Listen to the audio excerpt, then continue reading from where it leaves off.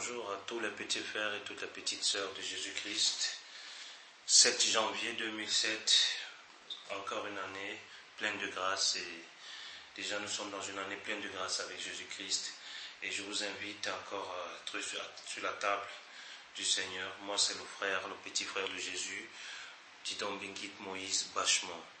Et je vous dis encore une fois de plus, je ne vais pas me répondre en disant meilleur vœu de tout ce que je souhaite, c'est que la dernière minute, au son de la dernière trompette, que nous serons retrouvés du bon côté, que nous serons tous conviés à la table du Seigneur ce grand jour et que nous voyons les choses, que nous ayons enfin cet héritage tant attendu. Voilà pourquoi le titre que nous allons voir aujourd'hui va nous interpeller une fois de plus.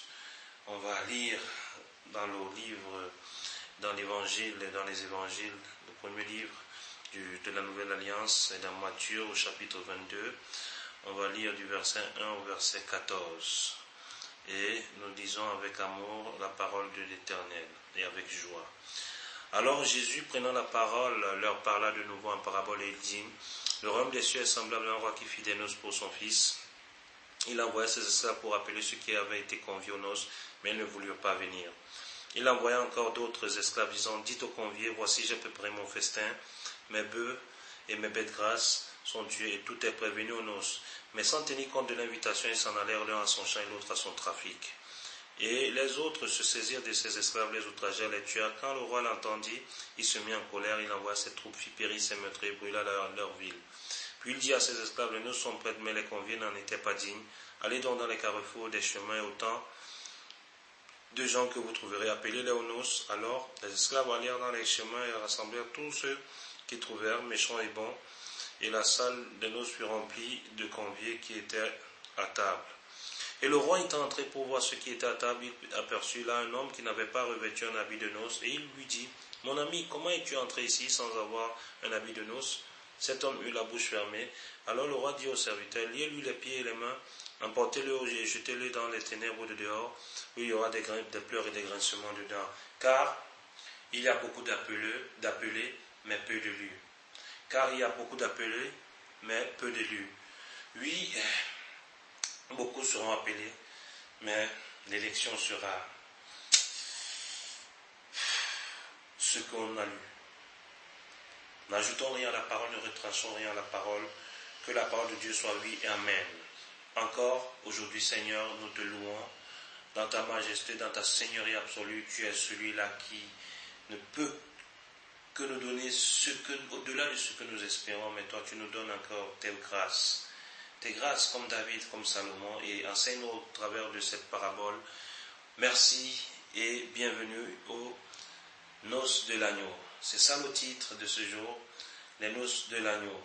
Oui, Dieu nous parle au travers de cette parabole que nous allons reprendre pas à pas et nous allons comprendre. Ici, Jésus prend la parole et parle à ses disciples et dit que le royaume des cieux est semblable à un roi. Ce roi-là, c'est Dieu, qui fit des noces pour son fils Jésus-Christ, notre époux. Oui, nous sommes l'épouse de Christ et nous attendons ce grand jour, ce jour solennel, ce grand rassemblement où tout le monde sera heureux. Ceux qui auront vraiment fait la volonté du Père seront comblés de grâce. Et il envoie ses esclaves pour appeler ceux qui avaient été conviés aux noces, mais ils ne voulurent pas venir. Oui, ici, déjà la révélation fait attrait dans ce chapitre. Elle est cachée aux hommes intellectuels de ce siècle, de mon siècle, mais révélée aux hommes qui ont les yeux spirituels. Oui, déjà, il faut que nous voyons le temps de mystère, de grands mystères ici. Parce qu'on voit qu'il y a d'abord un appel, ils disent non. Un deuxième appel, ils disent non. Au temps de Noé, il y a eu un appel. Noé a dit non, il y aura. Il était le prédicateur de son temps. Personne n'a voulu écouter Noé. Au temps de Lot, même chose. Oui, après, on a même vu Abraham. Les anges sont passés par lui. Il a dit s'il y avait un seul juste. Et Dieu a dit je ne vais pas détruire s'il y a 5 justes. 5 justes, il n'y en avait même pas. Et nous savons ce qui était du temps de Noé et de Lot. Et Élie, les prophètes sont venus. Il a dit oui, je vais même envoyer mes prophètes. Élie pouvait dire je suis resté le seul en Israël car ils ont tué tous les prophètes. Ils ont pas fait passer aux lames de l'épée. Oui, Élie fut fui Akab et Jézabel. Ils ont même tué les prophètes de Dieu. Voilà pourquoi il disait, je suis resté le seul, car ils ont tué tous tes prophètes. Ici encore, mais le roi va se fâcher, il va être en colère, il va envoyer ses troupes, ils vont faire périr. Ces meurtriers vont brûler leur ville. On le sait. Oui, Dieu c'est un Dieu de vengeance aussi et de rétribution. À lui la vengeance, à lui la rétribution. Et nous allons voir qu'après au verset 9, il va dire, allez dans des carrefours, dans des chemins. Et autant de gens que vous allez trouver, ramenez ces gens-là. Nous allons rapidement actualiser parce que vraiment, les noces de l'agneau soient attentifs et comprenant ce beau message. Au temps de Lot, on a vu un appel, ils ont refusé. Au temps de Noé, ils ont refusé. Même les prophètes, Moïse, tout, ils ont parlé, ils ont dit non, ils ont été têtus même. Ils se sont même façonnés des veaux d'or. Et en notre temps maintenant, est-ce que les choses ont changé? Parce qu'on dit qu'ils étaient occupés à aller à leur chambre, à leur trafic, ils préparaient leur festin, ils mariaient leurs filles, ils faisaient tout. Ils avaient dit non, nous, on veut faire comme nous. Toi, tu peux rester là-bas, nous, on n'a pas besoin. Et voilà la belle illustration de ce que nous vivons aujourd'hui, même dans les églises. Mais Dieu nous donne encore beaucoup de temps d'excédent même. Oui, il nous donne toujours des temps de rachat. Et il va dire, allez chercher dans les chemins. Ô Israël, tu refuses Dieu. Et Israël va refuser Dieu, mais Dieu va se retourner vers les nations. Ici, les carrefours et tout, ce sont les nations. Nous qui n'avions même pas le droit de citer, la parole dit, il dit, vous pouvez maintenant rentrer dans cette alliance, dans cette grâce. Et nous sommes rentrés dans cette grâce-là. Et quotidiennement, on les fête. Lorsqu'on veut faire une fête de mariage, les mariages se passent la nuit, la majeure partie des fêtes se passent la nuit. Déjà à 20h, on peut être à l'endroit. À 21h plus tard, 22h, la fête est lancée. Mais là, à 22h, la fête est lancée, on ne voit personne. Qu'est-ce qui se passe? Deuxième appel. Minuit, on envoie des gens chercher. Il n'y a personne. Oh! Troisième appel, on va même tuer. Et puis Dieu va dire non. Allez dans les carrefours. La salle, 22h, 3h. Voilà pourquoi il dit, la nuit est avancée. Rachetez les temps. La nuit est avancée. Le message du soir, la nuit est avancée. Et les gens vont se retrouver vers 1h, vers 2h, 3h pour faire le comble de la salle. Les retardataires. Mais nous ici, qu'est-ce que ce passage ici veut bien nous apprendre? Il a beaucoup d'un enseignement profond là-dedans qu'on va aller creuser. Ici, il va dire aux gens, allez dans des chemins, dans des carrefours, les endroits difficiles, on va aller chercher des gens. Mais ce qui est un peu, qui m'interpelle, c'est le verset 11 et 12. On dit, le roi entre, il va voir sur une table un homme qui n'avait pas revêtu un habit de noces. Et il va lui dire, comment tu es entré ici sans avoir un habit de noces? Et cet homme a la bouche fermée. Voilà ce qui se passe. Il envoie des gens dans des carrefours. Il envoie des gens. Vraiment, ici on va parler avec un langage vraiment terre à terre. Si on va dans des carrefours, on va trouver quel genre de personnes? On va trouver des personnes avec des shorts, des babouches, en train de manger son beignet.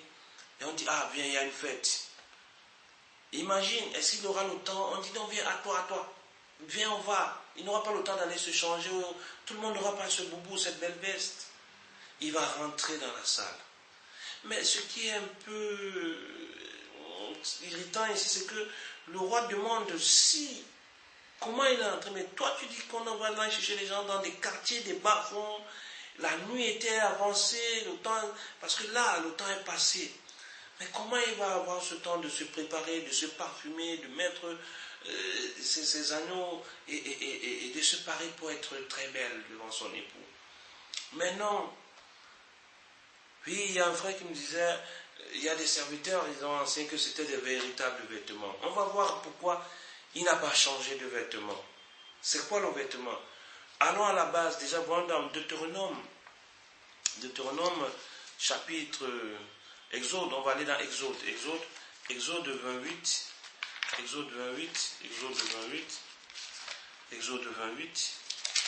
on va voir le vêtement rapidement. Le vêtement, Exode 28, verset 1 à 3, qu'est-ce que la parole nous dit? Dieu nous parle. Moïse fait venir auprès de toi ton frère Aaron et ses fils Nadab, Abihu, Elazar et Itamar. Tu leur sépareras des autres Israélites pour qu'ils me servent en tant que prêtres. On confectionnera pour Aaron de majestueux vêtements sacrés. En vue de cela, tu donneras des instructions à tous les artisans que j'ai remplis d'habileté et ils confectionneront les vêtements qu'Aaron portera lors de sa consécration, puis dans son ministère de prêtre. Ici, les vêtements sacerdotaux, ici, de prêtre pour le sacerdoce. Dieu demande à ce qu'on confectionne ces habits, on confectionne. Ici, c'est des habits physiques. La tenue encore, c'est quelle tenue? Parce que nous devons voir, quand on part dans Lévitique un peu plus devant, Lévitique, chapitre 8, Lévitique, chapitre 8, verset, Lévitique, chapitre 8, versets 7 à 8, nous dit ceci. Il revêtit Aaron, ça c'est la cérémonie de consécration, c'est la consécration des premiers prêtres. Il revêtit Aaron de la tunique, lui attacha la ceinture, lui mit la robe avec l'éphod par-dessus et noua dans son dos les attaches de l'éphod. Il plaça sur sa poitrine le pectoral dans lequel il déposa l'Urim et le Thummim. L'Urim et le Thummim. Ici, nous voyons que Dieu est en train de confectionner des vêtements physiques pour son service, son sacerdoce. Oui, ici, on peut voir ces vêtements-là, c'est palpable. On peut voir ces vêtements-là. Et lorsque nous continuons aussi, même dans l'Apocalypse, là, c'est ce qui est révélé. Dans l'Apocalypse, la parole de Dieu nous dit ceci. Apocalypse, chapitre 3, verset 4, nous dit ceci. Là, le message est adressé à l'église de Sardes.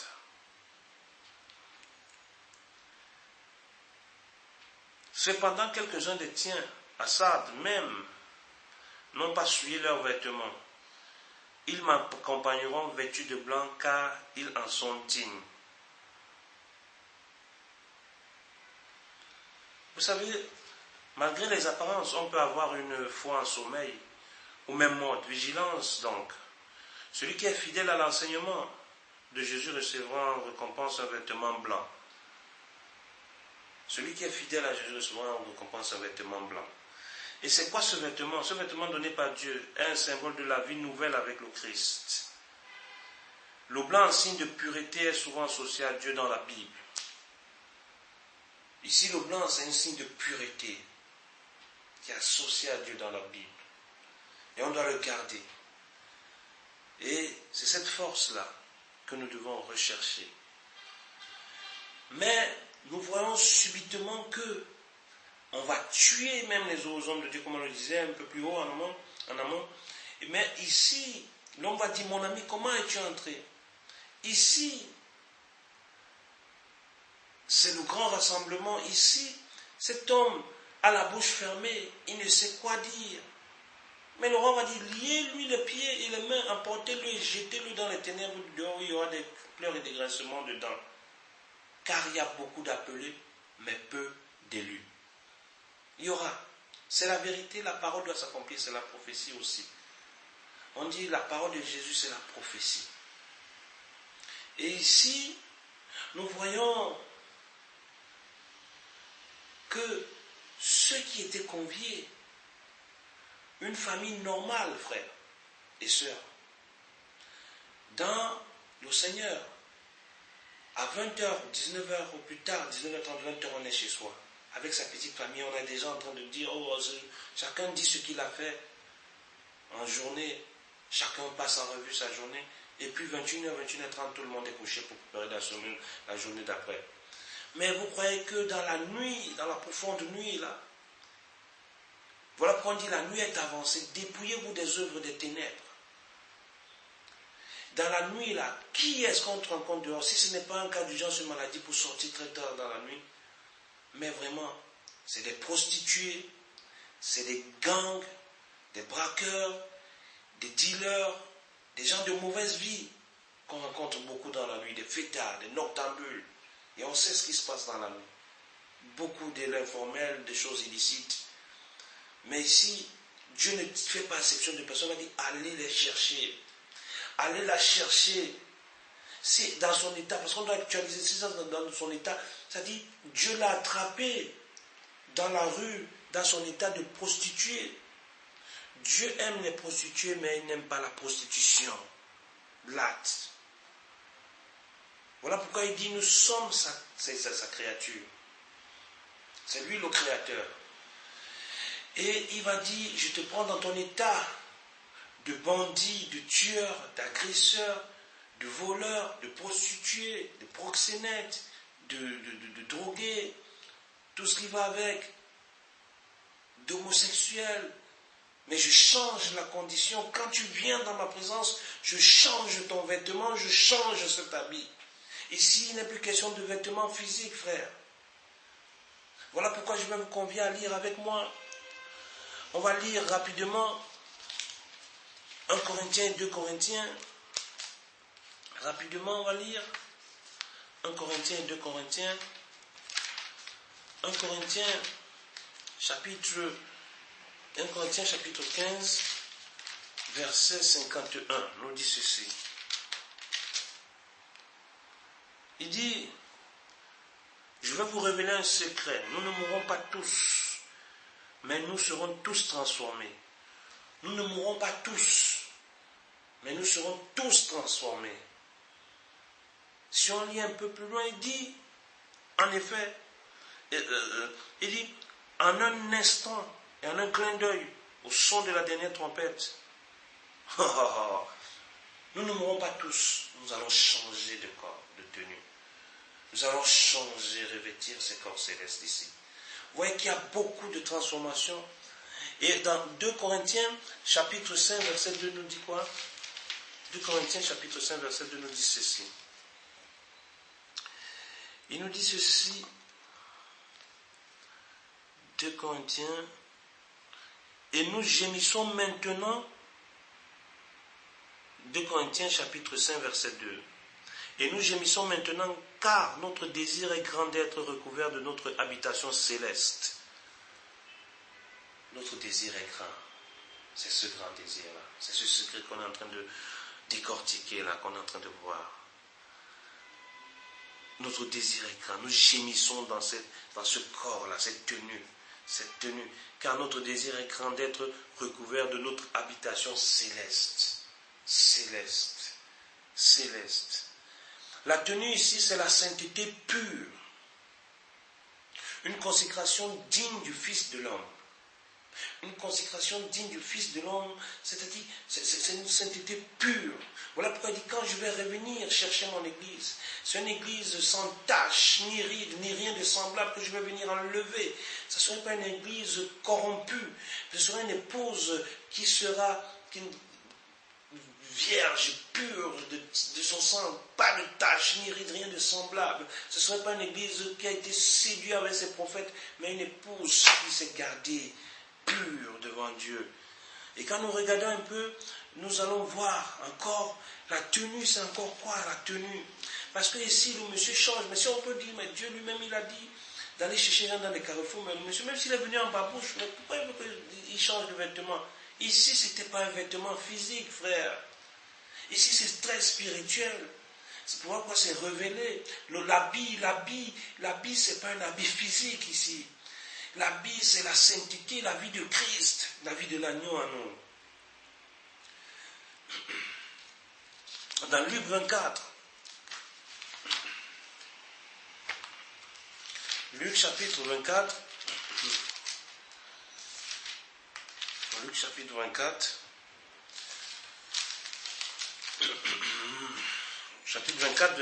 Luc chapitre 24, verset 47 à 49 nous dit ceci. Et il faut que l'on prêche en son nom devant toutes les nations, en commençant par Jérusalem. On appellera les humains à changer de comportement. On appellera les humains à changer de comportement. Là, Jésus se montre à ses disciples. Alors, leurs yeux vont s'ouvrir et ils vont le reconnaître, mais il a disparu de devant eux. Et il leur parle avant de monter au ciel. Il dit à changer de comportement d'abord et à recevoir le pardon des péchés. Vous êtes témoin de tout cela. Et je vais envoyer moi-même sur vous ce que mon Père a promis. Quant à vous, restez dans la ville jusqu'à ce que vous soyez remplis de la puissance d'en haut, du Saint-Esprit. Ici, le vêtement, la tenue, l'habit qui devait changer, qui devait être revêtu de la puissance d'en haut, le Saint-Esprit. Pour que lorsque le roi sortira, il va regarder. Ce n'est pas une tenue physique qu'il avait besoin de voir ici, ce sont des actes de foi. Et notre acceptation, une vie de consécration à la parole, à l'entièreté, ne pas prendre la parole d'une manière partielle, mais dans son entièreté, comme Exode 12 nous demande, de manger l'agneau dans son entièreté. Et là, Dieu va comprendre que, oui, celui-ci, lorsque je l'ai pris au carrefour, il était encore un pécheur, il était encore un voleur, il était encore un proxénète, il était encore un homosexuel, il était encore une lesbienne, il était encore un voleur, un dealer, un drogué. Mais lorsqu'il est rentré dans ma présence, il a changé de comportement. Voilà pourquoi je pardonne ses péchés et il est digne de venir s'asseoir et de manger avec l'agneau qui a été immolé même avant la fondation des temps. Alléluia! Alléluia! C'est ça aussi ce vêtement. C'est ça, cette parole, être revêtu de la puissance d'en haut. Voilà pourquoi nous devons comprendre cela. Sinon, nous ne serons pas dignes d'être invités aux noces de l'agneau. Oui, tu es pécheur, Dieu le sait. Oui, tu as fauté quelque part, Dieu le sait. Mais Dieu t'appelle à la repentance. Vous voyez pourquoi le plan du salut d'introduction dans cette plateforme, j'ai parlé du plan du salut. Parce qu'il dit repentez-vous. Ce n'est pas un petit mot. La repentance implique la rémission des péchés. La rémission des péchés implique une nouveauté de vie en Christ. Et cette nouveauté de vie implique la vie de l'agneau dans ta vie. Et lorsque tu vis cette vie, tu es une personne renouvelée. Tu n'es pas une personne de slogans, tu n'es pas une personne de cancans dénominationnels, mais tu vis la parole. Tu vis l'authenticité même d'évangile, la sainte doctrine qui t'ouvre le royaume des cieux. Voilà ce que nous devons comprendre. Voilà pourquoi il y a beaucoup sont appelés. Combien sont-ils appelés dans nos bâtiments, dans nos églises, dans nos cocons dénominationnels? Combien sont-ils appelés? Combien seront élus? Combien? Ô frères, aux noces de l'agneau, la nuit est avancée. Dépouillons-nous des œuvres des ténèbres. Frères, le temps est fini. Il faut que ce message soit un message compris. Que ce message doit être compris, qu'il soit accepté. Et que ce message nous introduise dans sa félicité. Sinon, à quoi bon, comme Paul pouvait dire, si je vous prêche et que moi-même je n'ai pas traité mon corps durement et qu'à la fin je sois désapprouvé et que je sois disqualifié. Voilà pourquoi on doit rester dans le plan de Dieu. Voilà pourquoi on doit croire à ce que Dieu nous a dit. Lévitique nous a montré des vêtements dans l'Ancienne Alliance qui étaient physiques. Bien sûr qu'il y a toujours ce type de vêtements physiques dans nos dénominations, mais ce n'est pas ça. C'est plus du pharisianisme. On n'est pas des pharisiens, on n'est pas des sadducéens, on n'est pas des hellénistes, mais on recherche la vérité. La vérité, c'est que si tu ne changes pas ton comportement, ton attitude, chose impossible de voir les portes, les écluses des cieux s'ouvrir pour nous.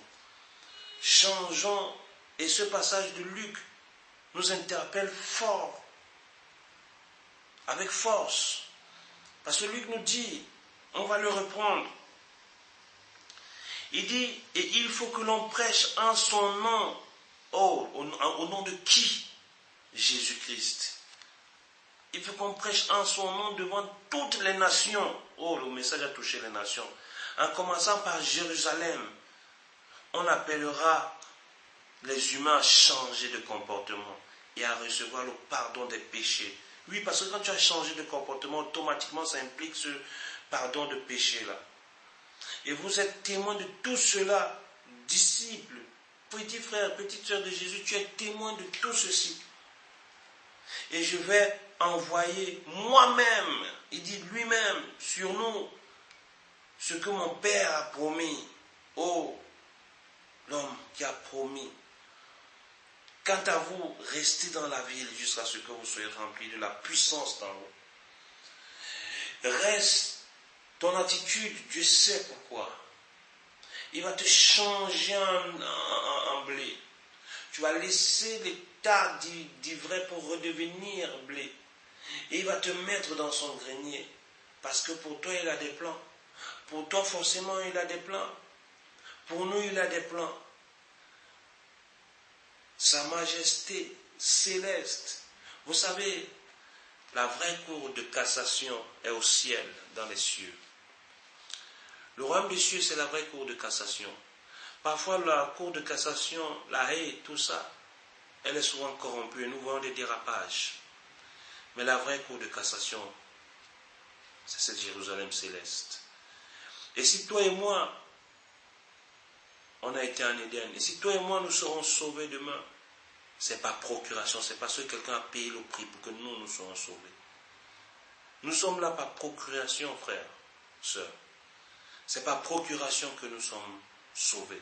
C'est parce que quelqu'un un jour a bien voulu, pour cet amour qu'il portait pour toute l'humanité, venir se sacrifier pour toi, pour moi, pour toi et moi. Pour nous, ensemble. Ceux qui seront aptes de s'asseoir, de rentrer dans la salle, qui seront conviés, c'est ceux-là qui auront changé de comportement, qui auront changé de mentalité, qui auront compris que Dieu est la seule pierre angulaire, celle qui donne l'orientation. C'est ceux-là qui seront dans la salle des noces. C'est ceux-là qui auront gardé de l'huile dans les lampes, à l'attendre l'époux. C'est ceux-là qui seront changés. C'est ceux-là qui hériteront le royaume des cieux. Voilà pourquoi il nous parle encore dans cette parabole des noces de l'agneau. Voilà pourquoi il nous exhorte. Voilà pourquoi il me console. Voilà pourquoi il me donne encore la force. Oh, que Dieu soit loué.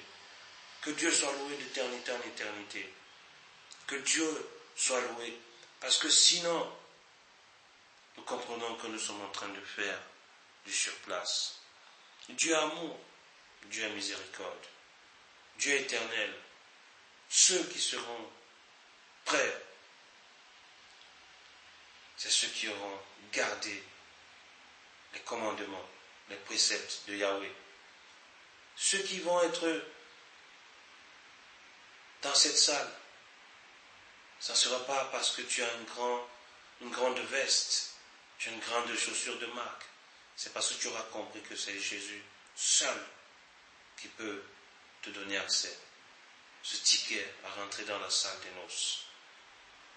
Oui, que nous soyons prudents et que nous soyons vraiment